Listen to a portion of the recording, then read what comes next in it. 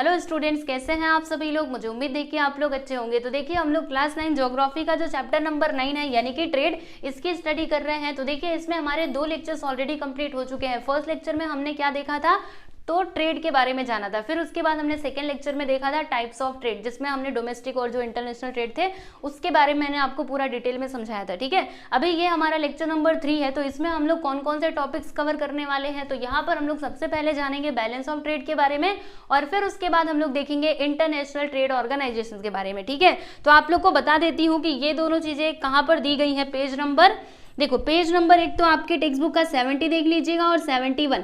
ठीक है, तो ये जो दोनों पेजेस है ना, इनको हम लोग यहाँ पे इस लेक्चर में कवर करने वाले हैं। ठीक है, तो अभी आप टेक्स्ट बुक में मतलब अभी उसको रहने दो, बाद में मेरे पढ़ाने के बाद आप देखिएगा, आपको समझ में आएगा। ठीक है, कब देखना है मैं आपको बताऊंगी। ओके, चिंता मत करो, क्योंकि देखो अगर यहाँ से पढ़ने मतलब मैंने आपको पढ़ा दिया, ठीक है, फिर अगर आप अपनी टेक्स्ट बुक में जो भी चीजें दी गई हैं उनको पढ़ोगे ना, बहुत ही अच्छे तरीके से आपको समझ में आएगा। ठीक है, इसीलिए पहले आप इधर समझिए, फिर बाद में देख लीजिएगा। ठीक है, तो चलो शुरू करते हैं। बैलेंस ऑफ ट्रेड किसको कहा जाता है, सबसे पहले तो हम यही समझेंगे। तो चलो एग्जाम्पल की मदद से समझते हैं। ठीक है, डायरेक्ट डेफिनेशन नहीं, सबसे पहले एग्जाम्पल देखेंगे, फिर उसके बाद इसका जो मीनिंग है ना वो मैं आपको लिख करके दे दूंगी। ठीक है, तो मान लीजिए इंडिया के बारे में बात कर लेते हैं, है ना। इंडिया में 2020 में मतलब इस साल जो एक्सपोर्ट है ना, एक्सपोर्ट कितना था जानते हो।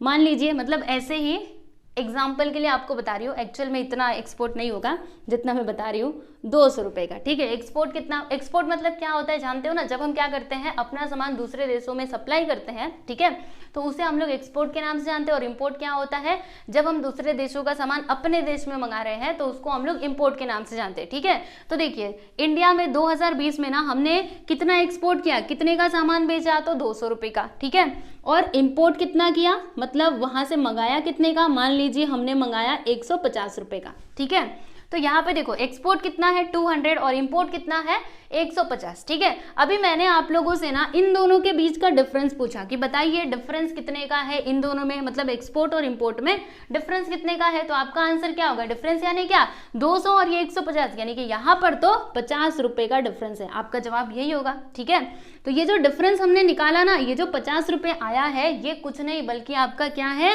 बैलेंस ऑफ ट्रेड है। BOT मतलब क्या, देखो बैलेंस ऑफ ट्रेड, समझ में आया। तो बैलेंस ऑफ ट्रेड क्या होता है स्टूडेंट, तो एक्सपोर्ट और इंपोर्ट के बीच का जो डिफरेंस है ना, उसी को हम लोग बैलेंस ऑफ ट्रेड के नाम से जानते हैं। ठीक है, और यहाँ पे आपको एक और बात ध्यान में रखनी है कि एक मतलब हमें क्या करना है, इंपोर्ट और एक्सपोर्ट का वैल्यू लेना है। ठीक है, वैल्यू जैसे हमने यहाँ पे 200 रुपए लिया और ये 150 रुपए लिया। ठीक है, और स्पेसिफिक पीरियड होना चाहिए। जैसे मैंने आपको देखो यहाँ पे साल कौन सा लिखा है 2020, तो एक पीरियड लिया ना कि इसी साल में इतना एक्सपोर्ट हुआ और इम्पोर्ट हुआ। ठीक है, तो इसका जो मीनिंग है ना वो क्या बनेगा, सुनिए आपको लिख करके बताती हूँ। अभी एग्जाम्पल तो आप समझ गए होंगे, चलिए देखते हैं। Difference between export and import, export and import values, मतलब इनका मनी में वैल्यू कितना है। ठीक है, values of a country, of a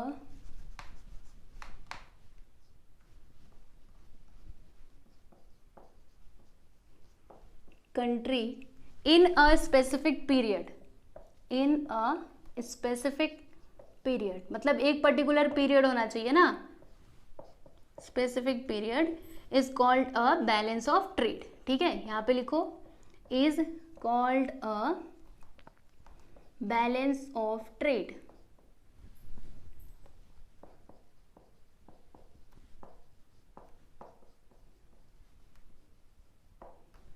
चलो फिर से आपको पढ़ करके बताती हूँ। देखो मैंने यहाँ पे क्या लिखा है कि डिफरेंस बिटवीन यानी मतलब डिफरेंस रहेगा, किसका किसका डिफरेंस रहेगा, तो export and import values of a country, मतलब कोई एक कंट्री है, ठीक है, एक स्पेसिफिक पीरियड में उनका एक्सपोर्ट और इंपोर्ट का जो वैल्यू है ना, उनके बीच का जो डिफरेंस है उसी को हम लोग किस नाम से जानते हैं, तो बैलेंस ऑफ ट्रेड के नाम से जानते हैं। ठीक है, समझ में आ गया स्टूडेंट। तो ये है आप लोगों का balance of trade. I hope आप लोग को समझ में आ गया होगा। अभी देखिए ये जो बैलेंस ऑफ ट्रेड है ना, ये कितने टाइप्स के हैं, मतलब कितने टाइप्स के होते हैं, तो 3 टाइप के होते हैं। ठीक है, चलिए हम एक एक के बारे में अच्छे तरीके से समझते हैं। तो सबसे पहला यहाँ पे अभी हेडिंग डालिएगा, types of balance of trade. ठीक है, ऑफ बैलेंस ऑफ ट्रेड।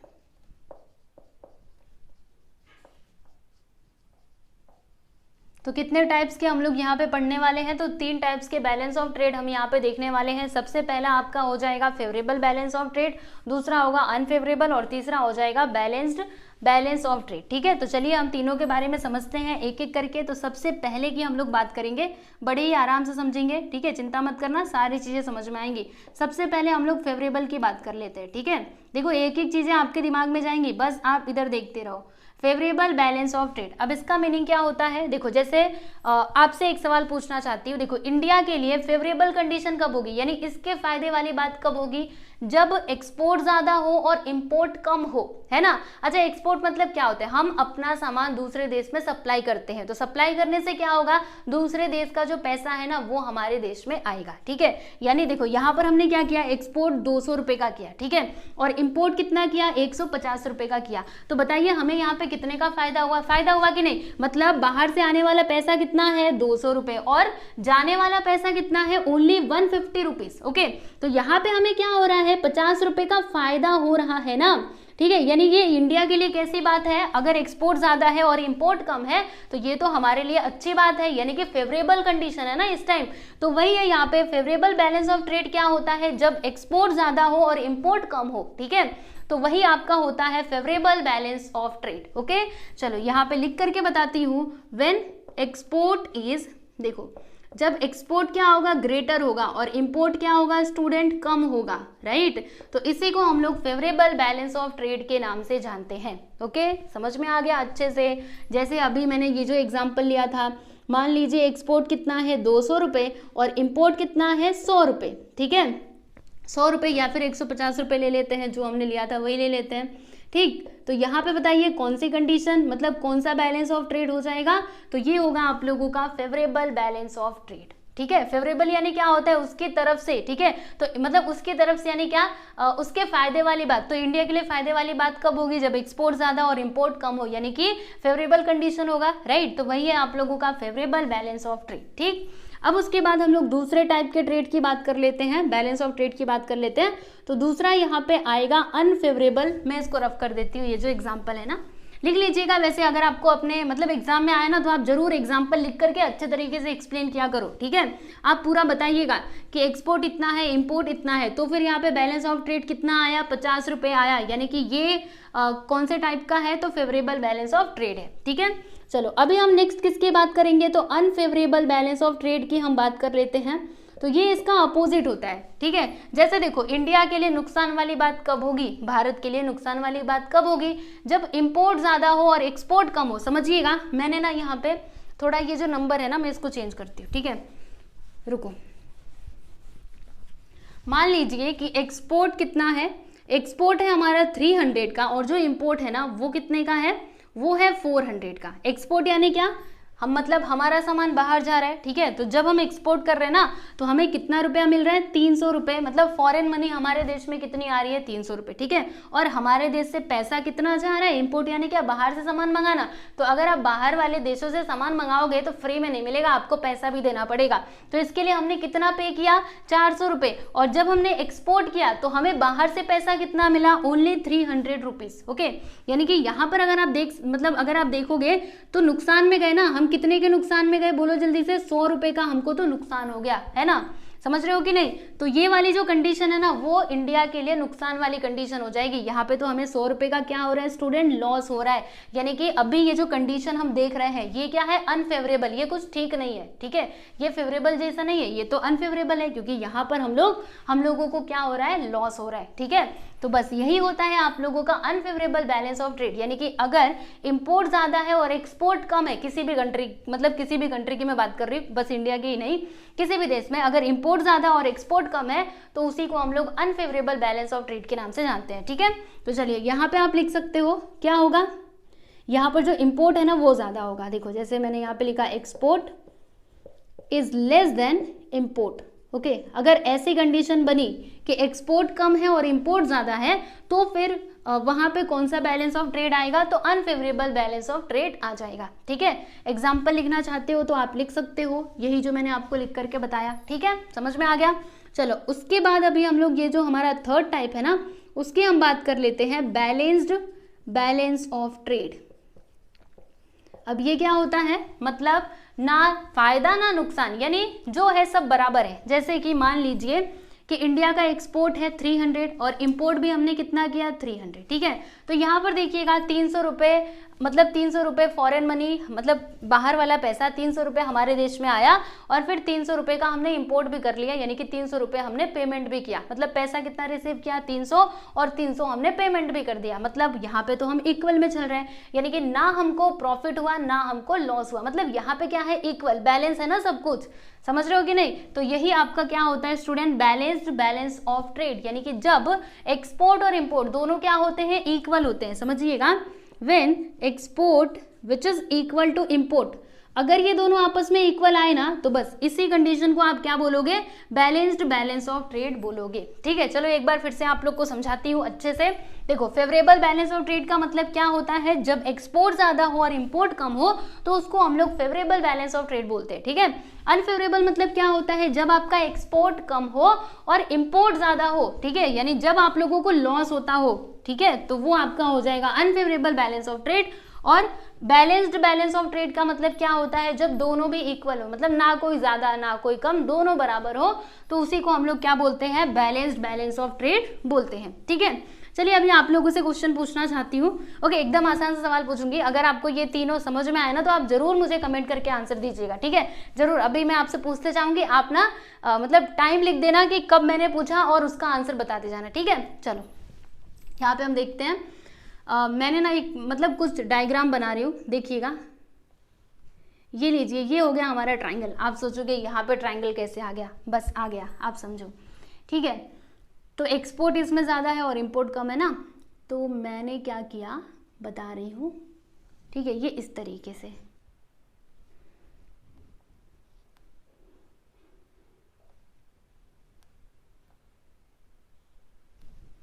और यहाँ पर एक बॉक्स है। ठीक है, ये बॉक्स थोड़ा छोटा है, ये बॉक्स थोड़ा बड़ा है। ये है हमारा एक्सपोर्ट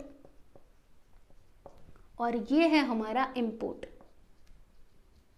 ठीक, तो यहाँ पे आप क्या देख पा रहे हो, इस डायग्राम में अगर आप देखोगे तो एक्सपोर्ट की तरफ ये झुका हुआ है। जैसे आपके पास वो होता है ना बैलेंस, यानी कि तराजू। ओके, तराजू आपने कभी, अभी तो सब मतलब इलेक्ट्रॉनिक वाला आ गया, तो उसमें हम लोग ऐसा वाला नहीं हो पाता, उसमें तो डायरेक्टली नंबर बताता है। लेकिन आप लोगों ने देखा होगा, कहीं जाते होंगे या फिर पहले भी आप लोगों ने देखा होगा कि वो तराजू हुआ करता था जिसमें मतलब जो पलड़ा नीचे होता था, ठीक है, जो साइड नीचे होता था उसको हम लोग भारी बोलते थे और जो ऊपर उठ गया वो हल्का होता था। ठीक है, यानी कि ये वाला जो नीचे चला गया वो ज्यादा है और जो ऊपर उठ गया वो कम है। ठीक है, तो यहाँ पे समझिएगा, इंपोर्ट तो ऊपर उठ गया है और ये जो एक्सपोर्ट है ये तो नीचे झुक गया है, यानी कि यहाँ पर कौन ज्यादा है, एक्सपोर्ट ज्यादा है और इंपोर्ट कम है। राइट, तो बताइए ये कौन से टाइप का बैलेंस ऑफ ट्रेड होगा, एक्सपोर्ट ज्यादा है और इंपोर्ट कम है। जल्दी से सोचो और अभी के अभी मुझे कमेंट में आंसर करके बताओ। ठीक है, बाकी आपको मैं बता ही दूंगी कि ये क्या है। तो इसमें हमने क्या देखा, export is greater than import, तो कहाँ पर था, यहाँ पर था, export is greater than import. तो बताइए ये कौन से टाइप का बैलेंस ऑफ ट्रेड है,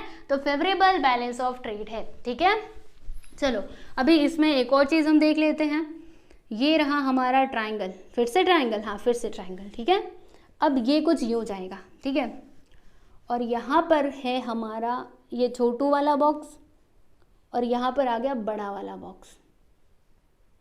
ये बड़ा थोड़ा है, थोड़ा भारी है। ठीक है, ये है हमारा इंपोर्ट और ये है स्टूडेंट हमारा एक्सपोर्ट।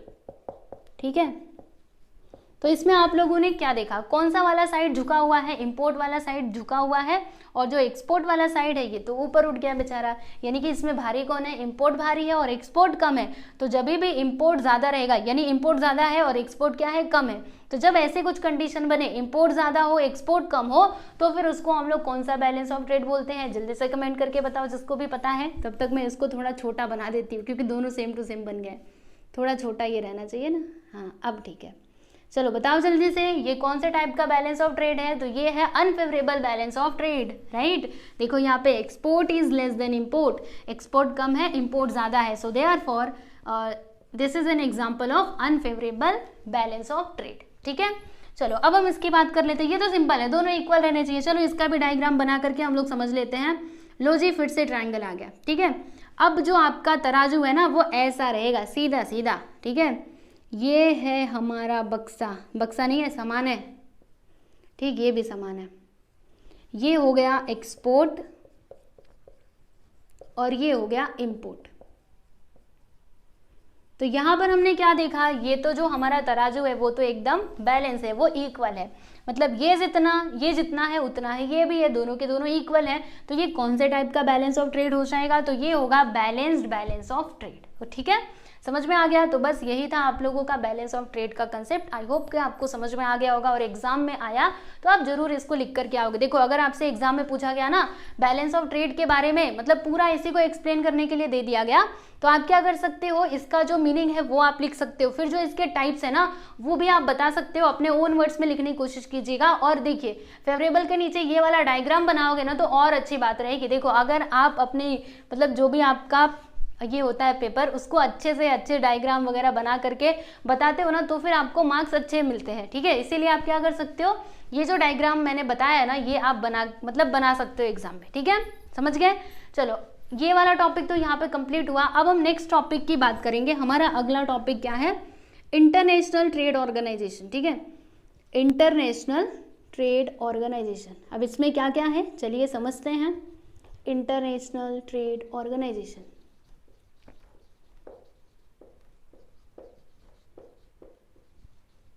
तो देखो बच्चों, अगर किसी कंट्री में मतलब किसी एक पर्टिकुलर कंट्री के अंदर ट्रेड हो रहा है तो वो सिंपल तरीके से हो जाता है, क्योंकि देखो एक कंट्री में मतलब एक देश है, जैसे मान लीजिए हमारा इंडिया है, ठीक है।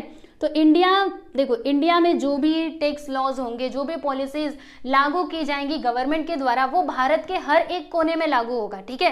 तो अगर हमें with in the country trade करना है तो हम इजीली कर सकते हैं, क्योंकि सभी का सिस्टम क्या है, मतलब सिंपल है ना, मतलब वो सेम टू सेम है। जैसे कि अगर मुझे भारत के किसी भी कोने में ट्रेड करना है तो वही जो इंडिया वाला रूल है, जो भी टैक्स के लॉज है और जो भी पॉलिसीज है वही यहाँ पे क्या होंगे, अप्लाई होंगी भारत के कोने कोने में, ठीक है। तो यहाँ पे ट्रेड करना क्या होता है, इजी होता है, यानी कि अगर हम डोमेस्टिक लेवल पे ट्रेड करते हैं वो तो आसानी से हो जाता है, इसमें कुछ भी प्रॉब्लम उतनी आती नहीं है। लेकिन अगर आप इंटरनेशनली ट्रेड करने जाओगे तो क्या होता है, देखो मतलब मान लीजिए दो देशों के बीच में क्या हो रहा है, ट्रेड हो रहा है, तो देखो सबके जो सिस्टम मतलब सबके जो रूल्स एंड रेगुलेशंस है वो अलग अलग है। मतलब दूसरी कंट्री में टैक्स लॉज अलग बने हुए हैं, उनकी पॉलिसीज अलग हो सकती हैं, राइट, और उनके जो करेंसीज है वो भी अलग होते हैं, लैंग्वेजेस भी अलग होते हैं, ठीक है, कितने सारे डिफरेंसेस होते हैं, राइट। और इस कंडीशन में ट्रेड करना थोड़ा सा क्या हो जाता है, कॉम्प्लेक्स हो जाता है, ओके। तो अभी देखो क्या हो सकता है, अगर दो देशों के बीच में मतलब ट्रेड हो रहा है, ठीक है, और अगर उसमें रुकावटें आई तो उन देशों के बीच का जो रिलेशन है ना, पॉलिटिकल रिलेशन, उसके ऊपर भी प्रभाव पड़ सकता है, ठीक है। तो इसी चीज को दूर करने के लिए मतलब जो इंटरनेशनली ट्रेड हम कर रहे हैं इसमें कोई भी परेशानी ना आए, इसके लिए क्या किया गया, ये जो इंटरनेशनल ट्रेड ऑर्गेनाइजेशंस है ना इनको इस्टेब्लिश्ड किया गया, ताकि आराम से जो इंटरनेशनल ट्रेड है वो हो पाए बिना किसी रुकावट के, ठीक है। समझ में आया इंटरनेशनल ट्रेड ऑर्गेनाइजेशन क्यों बनाया गया। ये इंटरनेशनल ट्रेड ऑर्गेनाइजेशन क्या है, तो जो इंटरनेशनल लेवल पे ट्रेड होता है ना उनकी देखभाल करते हैं, अच्छे तरीके से स्मूथली बिना किसी रुकावट के ट्रेड हो पाए, इसकी देखभाल करते हैं इंटरनेशनल ट्रेड ऑर्गेनाइजेशंस, ठीक है। तो अभी आपके टेक्स्ट बुक में ना कुछ ट्रेड ऑर्गेनाइजेशंस के बारे में बताया गया है, वैसे तो बहुत सारे हैं लेकिन यहाँ पे कुछ के बारे में बताया गया है, तो चलिए हम इनको समझ लेते हैं। तो चलिए आप सभी से एक रिक्वेस्ट है कि ये जो ट्रेड ऑर्गेनाइजेशंस है ना इसको देखने के लिए आपको अपनी टेक्स्ट बुक खोलनी पड़ेगी। मैं आपको ये टेक्स्ट बुक से क्यों पढ़ाना चाहती हूँ, क्योंकि इसमें देखिएगा मतलब अगर आप देखोगे ना तो वो मतलब ऑर्गेनाइजेशन का नाम लिखा हुआ है और फिर उसके सामने उसका जो लोगो है, ये सारी चीज़ें बनी हुई हैं, तो आप अगर टेक्स्ट बुक में देखोगे तो अच्छे तरीके से समझ में आएगा। इसीलिए टेक्स्ट बुक खोल लीजिए, वरना मैं आपको बोर्ड पे लिख करके समझा सकती थी पर ये लोगो नहीं बन पाएगा, ठीक है। तो मैंने सोचा कि चलो टेक्स्ट बुक से ही पढ़ा देते हैं आज। चलिए टेक्स्ट बुक खोल लीजिए और फिर हम देखते हैं कुछ इंटरनेशनल ट्रेड ऑर्गेनाइजेशंस के बारे में। आई होप आप सभी लोगों ने टेक्स्ट बुक ओपन कर लिया होगा। तो चलो मैं बोलते जाऊंगी, आप देखते जाइएगा, सब कुछ सब कुछ समझ में आएगा, ठीक है। तो देखो सबसे पहला यहाँ पर देखो पहले ना ट्रेड ऑर्गेनाइजेशंस के नाम दिए गए हैं, फिर उसके बाद नंबर ऑफ मेंबर्स दिए गए हैं कि वो ट्रेड ऑर्गेनाइजेशन में कितने कंट्रीज मेंबर्स हैं, ठीक है। और फिर उसके बाद यहाँ पे हेडक्वार्टर्स के बारे में बताया गया है कि ये जो ऑर्गेनाइजेशंस हैं इनका हेडक्वार्टर कहाँ पर है, किस देश में है, और लास्ट में देखिएगा फंक्शंस बताया गया है, यानी इनके काम क्या क्या है, ठीक है। तो चलिए हम लोग एक एक ट्रेड ऑर्गेनाइजेशन के बारे में जानते हैं। तो सबसे पहला है यहाँ पर वर्ल्ड ट्रेड ऑर्गेनाइजेशन, ठीक है, WTO, इसका नाम आप सभी लोगों ने सुना ही होगा, ओके। अब देखिए यहाँ पर अगले वाले कॉलम में देखिएगा नंबर ऑफ मेंबर्स इसमें कितने हैं, तो 164 मेंबर्स हैं। कितने? 164, ठीक है। और इसका लोगो कैसा है आप देख सकते हो, ऐसे करके देखो, गोल गोल करके ऐसे करके बना हुआ है, ओके। तो वो है वर्ल्ड ट्रेड ऑर्गेनाइजेशन का लोगो, ओके। फिर उसके बाद इसका जो हेडक्वार्टर है ना वो कहाँ पर है, तो स्विट्जरलैंड जिनेवा में है। कहाँ पर है? स्विट्जरलैंड जिनेवा में, ठीक है। और इसके अभी फंक्शंस की हम लोग बात कर लेते हैं। तो चलो फटाफट से इसको अभी रीड करते जाएंगे, इसमें ज़्यादा एक्सप्लेन करने लायक कुछ है नहीं, आपको बताते जाती हूँ बस इसका मीनिंग। तो देखो ये क्या करता है वर्ल्ड ट्रेड ऑर्गेनाइजेशन, तो ये ना प्लेटफॉर्म प्रोवाइड करता है for negotiations in international trade, यानी जो इसके जो मेंबर्स हैं, जो भी कंट्रीज इसके मेंबर्स हैं, तो उनके बीच में अच्छे तरीके से बातचीत हो पाए, ठीक है। इसके लिए वो प्लेटफॉर्म प्रोवाइड करता है। कौन प्लेटफॉर्म प्रोवाइड करता है स्टूडेंट? तो ये वर्ल्ड ट्रेड ऑर्गेनाइजेशन, ठीक है। पहला पॉइंट समझ में आया।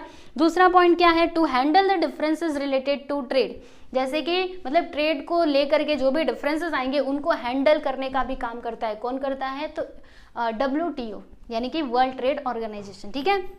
फिर उसके बाद यहाँ पे एक और पॉइंट देखिएगा, थर्ड वाला, इसमें क्या लिखा हुआ है? Monitor the trade policies of member states, यानी जो भी इसके मेंबर स्टेट यानी जो भी इसके देश मेंबर रहेंगे उनकी जो ट्रेड पॉलिसीज हैं, ओके, उसको मॉनिटर यानी उसको देखभाल करने का भी काम करता है। मतलब किसी ने कोई अलग तरीके का पॉलिसी तो नहीं बना दिया, यानी वो वर्ल्ड ट्रेड ऑर्गेनाइजेशन के हिसाब से ही होना चाहिए, मतलब वो फेवरेबल होना चाहिए। ऐसा नहीं कि कुछ भी लॉज बना देंगे, रेगुलेशंस बना देंगे, ऐसा नहीं, ठीक है। तो उसको देखभाल करने का काम भी कौन करता है? तो ट्रेड ऑर्गेनाइजेशन, ठीक है। चलिए अगला पॉइंट देख लीजिए, इसमें क्या लिखा हुआ है कि providing technological assistance and training to developing countries, यानी जो डेवलपिंग कंट्रीज हैं उनको टेक्नोलॉजिकल असिस्टेंस भी प्रोवाइड करता है। कौन प्रोवाइड करता है?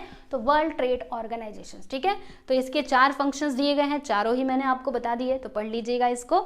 चलिए अभी आगे आ जाइए। पहला समझ में आया ना वर्ल्ड ट्रेड ऑर्गेनाइजेशन, इसके पूरा डिटेल में हमें स्टडी नहीं करनी, जितना आपके टेक्स्ट बुक में दिया गया है बस उतना ही पढ़ना है, वरना अगर आप डिटेल में स्टडी करने जाओगे ना तो पूरा आपको स्टार्टिंग से पढ़ना पड़ेगा कि ये कब स्टेब्लिश्ड हुआ, क्यों हुआ, किस लिए हुआ, ठीक है, कौन कौन थे, तो ये सारी चीजें आपको पढ़नी पड़ेंगी। लेकिन उतना तो आपके टेक्स्ट बुक में दिया नहीं है, तो जितना दिया है बस उतना ही पढ़ो, ठीक है। चलो अब आगे चलते हैं। अगला है यहाँ पे यूरोपियन यूनियन, ओके। इसके मेंबर्स कितने हैं? तो 28 मेंबर्स है। और इसका लोगो कैसा है आप देख सकते हो, देखो इस तरीके से बना हुआ है और फिर उसके अंदर ऐसे गोला करके है, ठीक है। तो इसमें कितने मेंबर्स हैं? तो 28, ओके। और जो इसका हेडक्वार्टर है ना वो कहाँ पे है? तो ब्रुसेल्स बेल्जियम में है, ठीक है। तो देखो ये जो यूरोपियन यूनियन है ना स्टूडेंट, इसके कौन कौन मेंबर हैं? तो जो यूरोप के कंट्रीज है ना वो इस ऑर्गेनाइजेशन के मेंबर हैं। जैसे देखो एशिया हमारा कंटिनेंट होता है, ठीक है, मतलब जो अलग अलग कंटिनेंट होते हैं वैसे ही जो यूरोप है ना वो भी एक कंटिनेंट है, ठीक है। तो उस कंटिनेंट में जो भी देश आते हैं वो सभी इसके मेंबर हैं, किसके? यूरोपियन यूनियन के, ठीक है। चलो अब इसके बारे में हम लोग समझ लेते हैं इसके क्या क्या फंक्शंस हैं। तो देखिए इसमें क्या लिखा हुआ है? Established and integrated market amongst member Nations in Europe, यानी यूरोप में जो भी मतलब मेंबर नेशंस हैं इस यूनियन के, ओके, तो उनके बीच में एक ना मतलब एक मार्केट जैसा बना दिया है। किसने बनाया है? तो यूरोपियन यूनियन ने बनाया है, ठीक है। फिर उसके बाद आगे देखिएगा, अगला यहाँ पे क्या दिया है? Free flow of goods and services and capital in Europe, यानी कि जो यूरोप के कंट्रीज है ना उनके बीच में अगर ट्रेड होता है वो कंट्रीज के बीच में, तो फ्री में ही गुड्स का जो फ्लो है यानी गुड्स को बेचा और खरीदा जाता है फ्री में ही, ठीक है। फिर उसके बाद अगला है यहाँ पे custom duties have been cancel on exchange of goods within the क्या लिखा है यहाँ पे, रुको, विद इन द मेंबर्स। अब इसका मतलब समझिएगा, यहाँ पे एक वर्ड आया है student, custom duties. Custom duties का मतलब क्या होता है? तो देखो इंपोर्ट और एक्सपोर्ट पे जो लगने वाला टैक्स होता है ना, जो लगने वाला टैक्स होता है इंपोर्ट और एक्सपोर्ट पे, ठीक है, उसी को हम लोग कस्टम ड्यूटीज के नाम से जानते हैं। ओके, तो इस ऑर्गेनाइजेशन ने मतलब क्या बताया है, इसकी वजह से क्या हुआ है, जो यूरोप के कंट्रीज हैं यानी जो भी इस ऑर्गेनाइजेशन के मेंबर है ना, जब उनके बीच में ट्रेड होता है तो वो फ्री में ही होता है, यानी कि जो कस्टम ड्यूटी है ना इसको कैंसिल कर दिया गया है, मतलब कोई भी टैक्स नहीं लगता। जैसे देखो अगर दो देशों के बीच में नॉर्मली ट्रेड होता है तो वहां पर टैक्स गवर्नमेंट लेती है, ठीक है, लेकिन यहाँ पर जो टैक्स है ना उसको कैंसिल कर दिया गया है, ठीक है। फिर यहाँ पे अगला देखिएगा, हाँ करेंसी के भी बारे में, जैसे मैंने आपको स्टार्टिंग में बताया था कि सभी की करेंसी क्या है, अलग अलग है, राइट, इसकी वजह से भी ऑब्स्टिकल्स आ सकते हैं। तो यहाँ पे देखिएगा ये जो यूरोपियन यूनियन है ना, इन्होंने क्या किया है, ये भी जो भी मतलब इसके मेंबर स्टेट्स हैं उनके लिए ना एक कॉमन करेंसी ला दिया है, यूरो। मतलब क्या होगा, जब इनके बीच में ट्रेड होगा ना तो यही वाली करेंसी चलेगी, यूरो, ठीक है, समझ में आ गया। तो ये है आप लोगों का किसके बारे में, तो यूरोपियन यूनियन के बारे में। अब उसके बाद हम लोग यहाँ पे नेक्स्ट किसकी बात करेंगे, तो organisation of petroleum exporting countries, इसका लोगो कैसा है आप देख सकते हो, और जो इसके मेंबर मतलब कितने देश इसके मेंबर्स हैं, तो 13 है, 13 है, ठीक है। और इसका जो हेडक्वार्टर है वो कहाँ पे है, तो ऑस्ट्रिया वियना में है। और इसके जो फंक्शंस हैं वो हम देख लेते हैं। तो पहला फंक्शन यहाँ पे क्या बताया गया है, फंक्शन यानी क्या, इसके काम, ठीक है, ये क्या क्या करता है, तो controlling the international trade off crude oil, यानी जो क्रूड ऑयल का ट्रेडिंग होता है ना इंटरनेशनली, उसको ये कंट्रोल करने का काम करते हैं। देखो इसका नाम ही क्या है, petroleum, organisation of petroleum exporting countries, यानी आप समझ जाइए पेट्रोलियम यानी क्या, ऑयल से रिलेटेड, ठीक है। तो जो भी इंटरनेशनली ट्रेड होता है ऑयल का, क्रूड ऑयल का, इसको वो कंट्रोल करने का काम करता है। उसके बाद सेकेंड देख लीजिएगा, controlling the rates of crude oil production among member states, यानी जो रेट है ना क्रूड ऑयल का उसको भी कंट्रोल करने का काम करता है, ठीक है। फिर maintaining consensus in oil export. अब देखो यहाँ पे ना एक और वर्ड आया है, देखो कुछ ऐसे ऐसे वर्ड आ जा रहे हैं जो आपको समझ में नहीं आते रहेंगे, तो मैं उनका मीनिंग बता देती हूँ। कंसेंसस, रुको स्पेलिंग में गलत लिख रही हूँ क्या, कंसेंसस यही है ना, लेट अस चेक, कंसेंसस, ठीक है, यही है स्पेलिंग। अब इसका मतलब क्या होता है, इसका मतलब ये होता है सभी की मर्जी, यानी सब लोग उसमें मतलब हामी भरने चाहिए, सभी की मर्जी होनी चाहिए, ठीक है। तो ये जो ऑर्गेनाइजेशन है ये क्या करता है, तो maintaining consensus in oil export, यानी ऑयल एक्सपोर्ट में सभी का क्या होना चाहिए, मतलब सभी की राय होनी चाहिए, सर्वसम्मति होनी चाहिए, ऐसा, ठीक है। अगला ऑर्गेनाइजेशन देख लीजिएगा बच्चों, क्या है, सार्क, यानी कि south Asian association for regional cooperation, ठीक है। इसके कितने मेंबर्स हैं, तो 8 मेंबर्स हैं। और इसका जो लोगो है वो कैसा है, देख लीजिए ऐसे करके बना हुआ है, राइट। और इसका हेडक्वार्टर कहाँ पर है, काठमांडू नेपाल में है, ठीक है। इसके फंक्शंस क्या क्या हैं, तो सबसे पहला है कि अगर जो एशियन कंट्रीज़ हैं, ओके, जो साउथ एशियन कंट्रीज़ हैं, अगर उनके द्वारा कोई कॉमन प्रॉब्लम को फेस किया जा रहा है तो उसके रिलेटेड ये सॉल्यूशन प्रोवाइड करता है, कौन, सार्क, यानी कि जो मैंने आपको बताया। इसका फुल फॉर्म आप जरूर याद कर लीजिएगा, south Asian association for regional cooperation, ठीक है। समझ में आया, तो ये पहला पॉइंट हो गया, मतलब पहला फंक्शन। दूसरा यहाँ पे देखिए क्या लिखा हुआ है, increasing social welfare, raising the living standard, और क्या, and increasing regional cooperation among member states. फिर उसके बाद तीसरा इसका फंक्शन देख लीजिएगा, to remove unrest in South Asia, यानी साउथ एशिया में जो भी अनरेस्ट है, यानी जो भी कुछ प्रॉब्लम्स है उनको रिमूव करने का काम ये करता है, कौन, सार्क, ठीक है। फिर उसके बाद हम नेक्स्ट किसकी बात करेंगे, एशियन, इसका नाम है, okay, association of south east Asian Nations. इसके कितने मेंबर्स हैं, तो 10 मेंबर्स हैं। और जो इसका लोगो है आप देख लीजिएगा, आपकी टेक्स्ट बुक में ऐसे करके बना हुआ है, ओके। और इसका हेडक्वार्टर कहाँ पर है, तो जकार्ता इंडोनेशिया में है। और इसके फंक्शंस क्या क्या है ये भी चलिए हम लोग फटाफट से देख लेते हैं। मुझे पता है ये आप लोग को बोरिंग लग रहा होगा, है ना, लेकिन इसको ऐसे ही पढ़ना है, इसमें कुछ ज़्यादा एक्सप्लेन करने लायक है नहीं, जो पॉइंट दिया गया बस उसी को समझ लो, ठीक है, बाकी और ज़्यादा इसमें कुछ है नहीं, ओके। तो ऐसे ही हमें पढ़ना पड़ेगा जैसे दिया गया है। और आपको बता दूं जो इसका लोगो वगैरह है वो आप मतलब वो आप अच्छे से देख करके उसको समझ लो, और इसके जो मेंबर्स हैं, कितने मेंबर्स हैं वो भी आप याद रखिएगा, और हर एक का फुल फॉर्म भी आपके दिमाग में होना चाहिए, ठीक है। बाकी इसके फंक्शंस भी आप देख लीजिएगा। चलिए पहला देख लीजिए, इसमें क्या लिखा हुआ है, expanding social and cultural harmony along with economic growth in south east Asia, यानी उनके भी मतलब जो साउथ ईस्ट एशिया के जो भी कंट्रीज हैं उनके बीच में अच्छे तरीके से रिलेशन बने रहे, ओके, उसको मतलब रिलेशन को बढ़ाने का काम कौन करता है, तो यही है इसका फंक्शन, एशियन यानी कि association of south east Asian Nations का, ठीक है। उसके बाद फिर यहाँ पे दूसरा देख लीजिएगा क्या लिखा हुआ है, प्रोमोटिंग रीजनल पीस, यानी मतलब रीजनल क्या हो, शांति हो, इसको भी ये प्रोमोट करता है। पीस यानी क्या होता है, शांति, यानी अच्छे तरीके से सब में मतलब इनके बीच में ट्रेड वगैरह सब हो पाए, तो इसको वो मेंटेन करने का काम करते हैं। फिर यहाँ पे देख लीजिए अगला है promoting tax wares of trade growth in member states. Tax wares का मतलब क्या होता है, टैक्स में छूट देना, ठीक है, तो इसको भी ये प्रोमोट करता है। कौन प्रोमोट करता है, तो यही एशियन वाला जो ऑर्गेनाइजेशन है वो ASEAN। ए फॉर क्या होता है, स्टूडेंट, एसोसिएशन, उसके बाद से एसोसिएशन ऑफ, एस फॉर क्या हो जाएगा, साउथ, और ई फॉर हो जाएगा ईस्ट, फिर ए फॉर क्या होगा, एशियन, और एन फॉर क्या हो जाएगा, नेशंस, ठीक है। तो वो उसका शॉर्ट फॉर्म था। ये जो आप लोगों ने देखा ना, मैं अभी एशियन बोल रही थी, तो आप सोचेंगे ये क्या है, तो ये इसका शॉर्ट फॉर्म, मतलब ऐसे ये शॉर्ट फॉर्म में दिया गया। इसका अगर आप फुल फॉर्म यानी फुल फॉर्म अगर आप जानना चाहते हो तो देखो वहाँ पे लिखा हुआ है association of south east Asian Nations, ठीक है। चलो अब हम यहाँ पे नेक्स्ट किसकी बात करेंगे, तो अगला ऑर्गेनाइजेशन क्या है, एशिया पैसिफिक इकोनॉमिक कोऑपरेशन। इसके मेंबर स्टेट्स कितने हैं, तो 21 है, और जो इसका हेडक्वार्टर है ना वो कहाँ पे है, सिंगापुर में है। और इसके फंक्शंस क्या क्या हैं, चलिए देख लेते हैं। बस इसके दो ही फंक्शंस है, पहला है यहाँ पे free trade and economic cooperation in Asia Pacific ocean region, और दूसरा यहाँ पे है promoting regional and technological cooperation among members, यानी कि जो भी उसके मेंबर्स हैं, ठीक है, तो उनका जो मतलब टेक्निकल या फिर रीजनल लेवल पे जो उनके बीच का कोऑपरेशन है वो अच्छे तरीके से बना रहे, इसको ये प्रोमोट करता है। कौन प्रोमोट करता है, तो ये वाला organisation Asian Pacific economic cooperation, ठीक है। चलो अब नेक्स्ट हम किसकी बात करेंगे, ब्रिक्स की बात कर लेते हैं। देखो यहाँ पे क्या लिखा हुआ है, ब्रिक्स, BRICS, ठीक है। तो ये भी एक ऑर्गेनाइजेशन होता है जो इंटरनेशनली काम करता है। देखो इसके कौन कौन से मतलब कौन कौन से देश इसके मेंबर्स हैं, तो 5 हैं। कौन कौन से, B for Brazil, R for Russia, I for India, और C फॉर चाइना, और S फॉर साउथ अफ्रीका, ठीक है। इसका हेडक्वार्टर कहाँ पर है, तो संघाई चाइना में है, ठीक है, चाइना में है इसका हेडक्वार्टर। और इसके क्या क्या फंक्शंस हैं, इसके क्या क्या काम हैं, ये भी आप देख लो। तो make funds available for growth of economic of members, यानी जो भी इसके मतलब जो भी इसके मेंबर स्टेट्स हैं उनका जो इकोनॉमी है वो उसका ग्रोथ हो, तो इसके लिए वो फंड्स भी अवेलेबल करवाता है।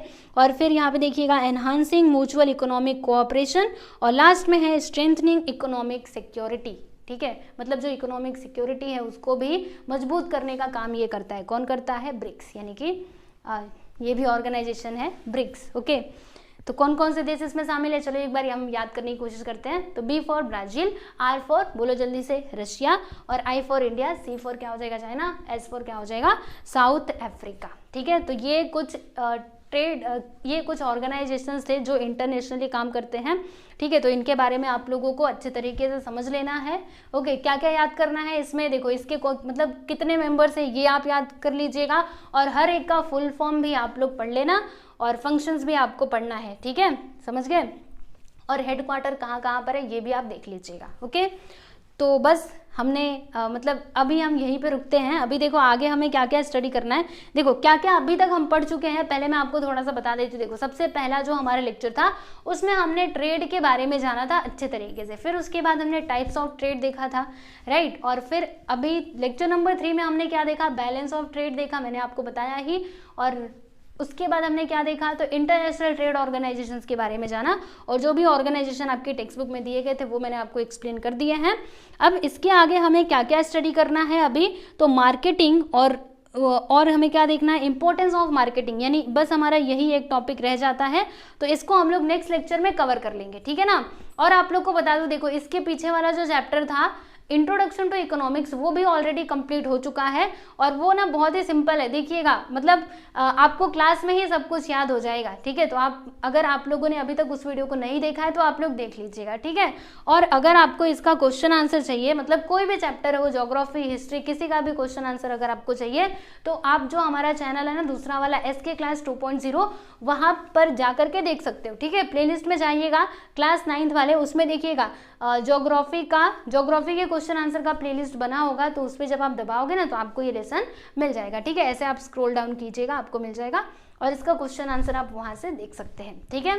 तो चलिए अभी यहीं पे रुकते हैं, नेक्स्ट वीडियो में मिलेंगे। तब तक आप लोग को जितना मैंने पढ़ाया है अच्छे तरीके से रिवीजन करो और नेक्स्ट वीडियो में जो आगे वाला हमारा टॉपिक है यानी कि मार्केटिंग, उसको हम लोग कवर करेंगे, ठीक है। चलो बाय एवरीवन।